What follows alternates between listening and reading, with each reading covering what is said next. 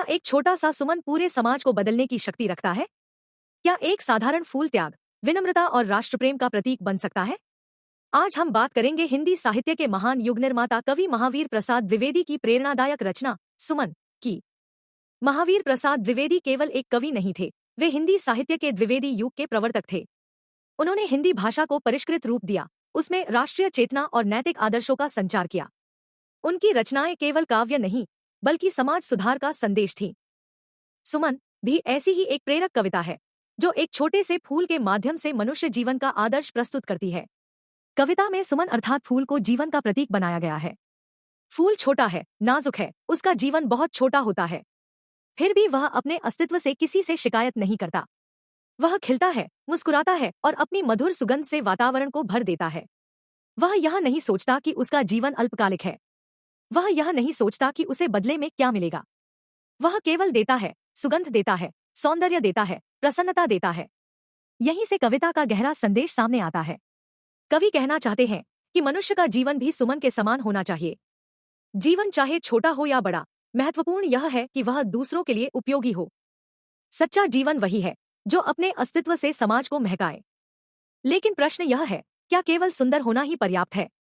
नहीं, सच्ची सुंदरता त्याग में है, सेवा में है, समर्पण में है। सुमन जब पूर्ण रूप से खिल जाता है, तब वह स्वयं को अर्पित कर देता है। कभी वह मंदिर में भगवान के चरणों में चढ़ाया जाता है, कभी वह किसी वीर की समाधि पर श्रद्धा बनकर बिखरता है, कभी वह पूजा का माध्यम बनता है, तो कभी सम्मान का प्रतीक।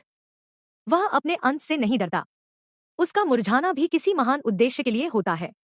यही सुमन का आदर्श है, स्वयं को अर्पित कर देना।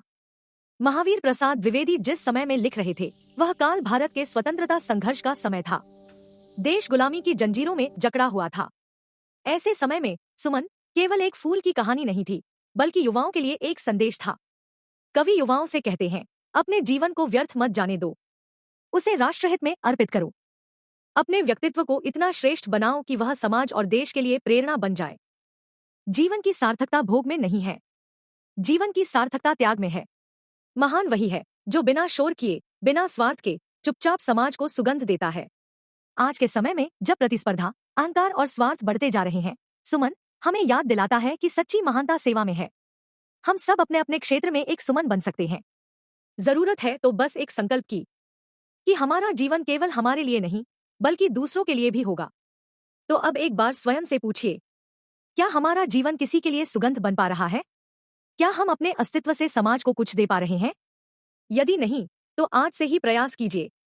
अपने जीवन को प्रेम, सेवा और त्याग से भर दीजिए, और तब आप भी एक सच्चे सुमन बन जाएंगे, जो भले ही क्षणभंगुर हो, पर अपनी सुगंध से संसार को महका जाए।